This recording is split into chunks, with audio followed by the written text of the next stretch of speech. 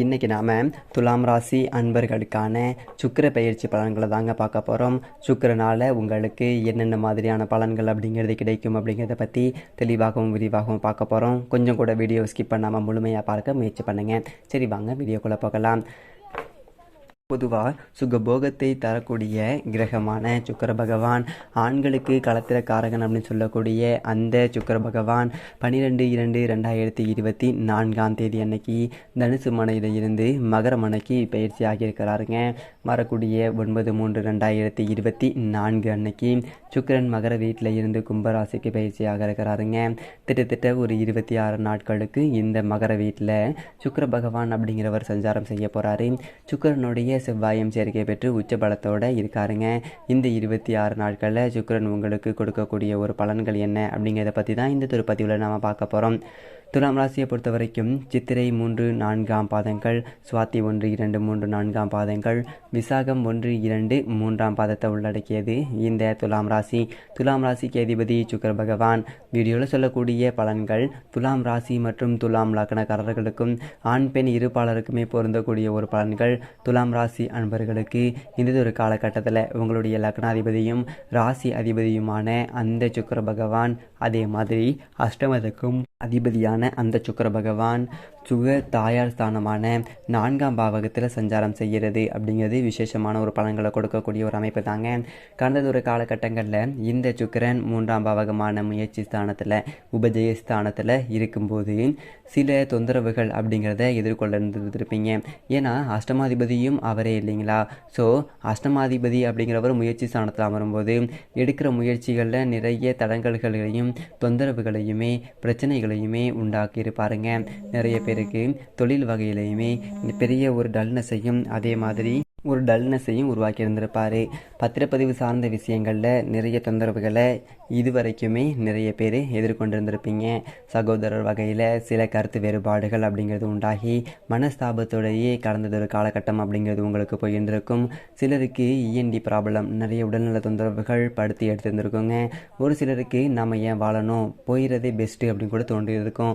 ஒரு சிலருக்கு ஃபோன் மூலமாக தேவையில்லாத பிரச்சனைகள் எல்லாமே வந்திருக்கும். சிலருக்கு மற்றவங்களுக்கு கையெழுத்து போட்டு மற்றவங்களுக்கு ஜாமீன் நின்று மற்றவங்களுக்கு முன்னின்று பணம் வாங்கி கொடுத்து இந்த மாதிரி மற்றவங்களுக்கு இறக்கப்பட்டு மற்றவங்களுக்கு பாவப்பட்டு நீங்கள் பிரச்சனைகளை அனுபவிச்சிங்க இல்லைங்களா. ஒரு சிலருக்கு விபத்து கூட நேர்ந்திருக்கும். ஆனால் இந்த ஒரு காலகட்டத்தில் இவை அனைத்துமே மாறப்போகுது அப்படிங்கிறது தாங்க உண்மை. லக்னாதிபதி சுக தாயார் ஸ்தானத்தில் அமர்ந்திருக்காருங்க. இன்னொன்று உச்சமடைஞ்ச செவ்வாய் சேர்க்கை பெற்று உட்கார்ந்துருக்காரு. செவ்வாயை பொறுத்த வரைக்கும் உங்களுக்கு தன குடும்ப வாக்கு ஸ்தானாதிபதியும் அவரேங்க. களத்திர ஸ்தானம், அதாவது கூட்டாளிகள் ஸ்தானம், சமசப்தம ஸ்தானமான 7ஆம் பாவகத்துக்கும் அதிபதி அந்த செவ்வாய் பகவான் தாங்க. அவர் உச்சமடைஞ்சு உங்களுடைய லக்னாதிபதியோட சேர்க்கை பெற்று உட்கார்ந்துருக்காரு. லக்னாதிபதியும் தனஸ்தானாதிபதியும் இணைவு பெற்று இருக்கக்கூடிய ஒரு அமைப்பு. இதுவும் ஒரு மிகவும் அற்புதமான அமைப்பு. இந்த ஒரு காலகட்டத்தில் தன வருமானம் மிகச்சிறப்பாக பிரம்மாண்டமாக உங்களுக்கு இருக்குங்க. ஏன்னா தனஸ்தானாதிபதி இங்கே உச்சமடைஞ்சிருக்காரு. இன்னொன்று சுகபோகத்துக்கு காரகத்துவம் வகிக்கக்கூடிய சுக்கிர பகவானும் பூமி காரகனான அந்த செவ்வாய் பகவானும் சுகதாஸ்தானம், அதாவது அசையா சொத்து சேர்க்கைக்கு காரகத்துவம் வகிக்கக்கூடிய 4ஆம் பாவகத்தையே பலமாக சஞ்சாரம் செய்யக்கூடிய இந்த ஒரு காலகட்டம் அசையும் அசையா சொத்து சேர்க்கைக்கு 100% சாதகமான ஒரு காலகட்டம். நீண்டதொரு காலமாக நீங்கள் பூமி மனை வண்டி வாகனங்கள் வாங்கணும் அப்படின்னு சொல்லிட்டு நினச்சிட்டு இருக்கீங்க.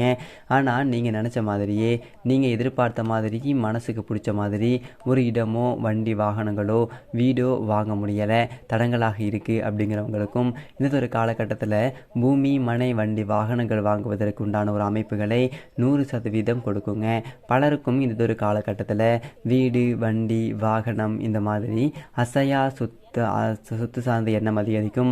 உங்களுடைய எண்ண ஓட்டங்கள் அதிகம். இந்த ஒரு அசையா சொத்து சேர்க்கைக்கு என்ன மாதிரியான விஷயங்கள் பண்ணலாம் அப்படிங்கிற மாதிரி உங்களுடைய எண்ண ஓட்டங்கள் சிந்தனைகள் செயல்கள் எல்லாமே இருக்குங்க. நிறைய பேருக்கு இந்த ஒரு காலகட்டத்தில் தாய் பாசம் தாயின் மீது பற்று அப்படிங்கிறது அதிகரிக்கும். இருந்தாலும் ஒரு சிலருக்கு தாய் பாசத்தை அனுபவிக்கிறதுல தடங்கல்களையும் கொடுக்குங்க. சிலருக்கு தாய் பாசத்தில் திருப்தி இருக்காது. ஆனால் நீங்கள் உச்ச செவ்வாயோட சேர்க்கை பெற்றிருக்காரு இல்லைங்களா சுக்கிரன். அதனால் அதனால் தாய்வழி வர்க்கம் சார்ந்த உங்களுக்கு முன்னேற்றத்தை கொடுக்கக்கூடிய ஒரு அமைப்பு, சுகபோகத்தை பெருக்குவதற்கு உண்டான ஒரு அமைப்பு, ஆடம்பர செலவுகள் செய்யக்கூடிய ஒரு அமைப்பு அப்படிங்கிறத உண்டாக்கும். நிறைய பேர் சொகுசாக ஆடம்பரமாக வாழ்வாங்க இந்த ஒரு காலகட்டத்தில். குறிப்பாக வாகனம் ஓட்டக்கூடிய பணி செய்கிறவங்க, வீடு நிலம் இது சார்ந்த புரோக்கரேஜ் தொழில் செய்கிறவங்களுக்கும், கல்வி சார்ந்த தொழில் செய்கிறவங்களுக்கும், விவசாயம் பிராணிகள் சார்ந்த தொழில் செய்கிறவங்களுக்கும் நல்லதொரு வருமானம் அப்படிங்கிறது பெருகும், நல்லதொரு முன்னேற்றங்கிறது இருக்கும், தொழில் வகையில் நல்லதொரு வளர்ச்சிங்கிறது இருக்கும். பால் பண்ணை தண்ணீர் வியாபாரம் செய்கிறவங்களுக்கு எல்லாமே இது ஒரு பொற்காலமாக இருக்கும். நிறைய பேர் ரியல் எஸ்டேட் சார்ந்த தொழில் செய்கிறவங்களுக்கும் இது ஒரு பொற்காலமாக இருக்குங்க. தகவல் தொடர்பு துறை சார்ந்தவங்களுக்கும் இந்த ஒரு காலகட்டத்தில் வருமானம் அப்படிங்கிறது இருக்கும், முன்னேற்றகரமான ஒரு நிலை அப்படிங்கிறது இருக்கும். களத்திர ஸ்தானாதிபதியான அந்த செவ்வாய் பகவான் சுகஸ்தானத்தில் உச்சம் அடைஞ்சிருக்கும் ஒரு காரணத்தினால களத்திரர் வகையில், அதாவது கணவனாக இருந்தால் மனைவி வகையிலையும், மனைவியாக இருந்தால் கணவன் வகையிலேயோ சொத்து சேர்க்கை அப்படிங்கிறது உண்டாகக்கூடிய ஒரு அமைப்பு இருக்குதுங்க. அதாவது உங்களுடைய கணவனோ மனைவியோ பூமி மனை நிலம் இடம் வண்டி வாகனங்கள் வாங்குவதற்கு உண்டான ஒரு அமைப்புகளை கொடுக்குங்க. நிறைய பேருக்கு மாமியார் மாமனார் வீட்டின் மூலமாகவோ அல்லது நீங்கள் சொத்து வாங்குவதற்கு அசையா சொத்து வாங்குவதற்கு உதவிகள் அப்படிங்கிறது உங்களுக்கு கிடைக்கும். அதே மாதிரி உங்கள் லக்னாதிபதியாக இருக்கக்கூடிய அதே சுக்கிரன் தான் அஷ்டமாதிபதியாகவும் இருக்காருங்க. அப்போ அஷ்டமாதிபதி சுகஸ்தான அமரக்கூடிய ஒரு அமைப்பு. ஒரு சிலருக்கு வீடு கட்டுவதில் தடங்கல்கள் அப்படிங்கிறது கொடுக்குங்க.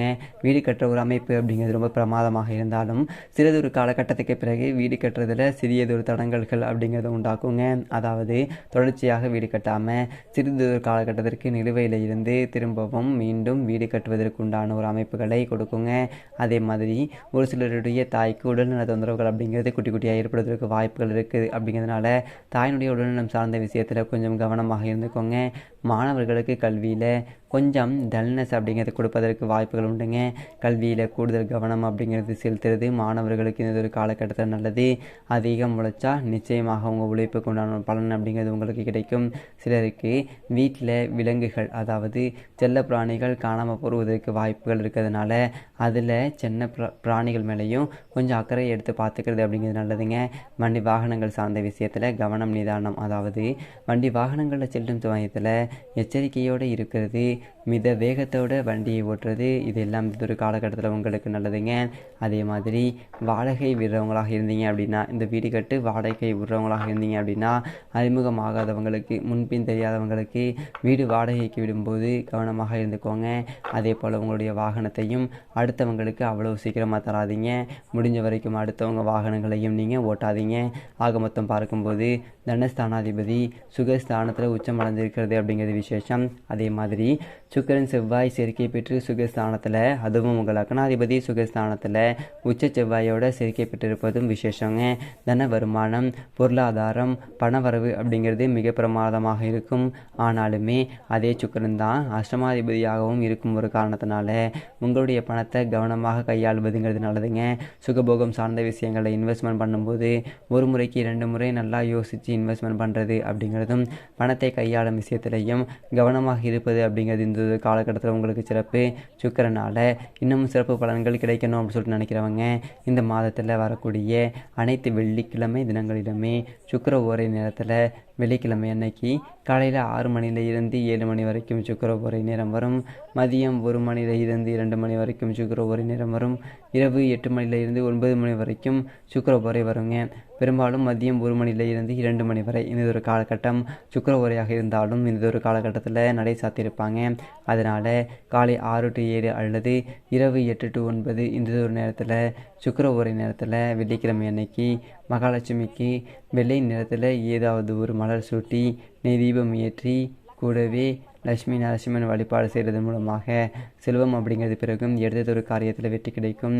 முடிஞ்சால் லட்சுமி நரசிம்மருக்கு உங்களால் முடிஞ்ச ஏதாவது ஒரு அபிஷேக பொருட்கள் அப்படிங்கிறது வாங்கி கொடுப்பது கூடுதல் விசேஷத்தை உங்களுக்கு கொடுக்கக்கூடிய ஒரு அமைப்பு தாங்க.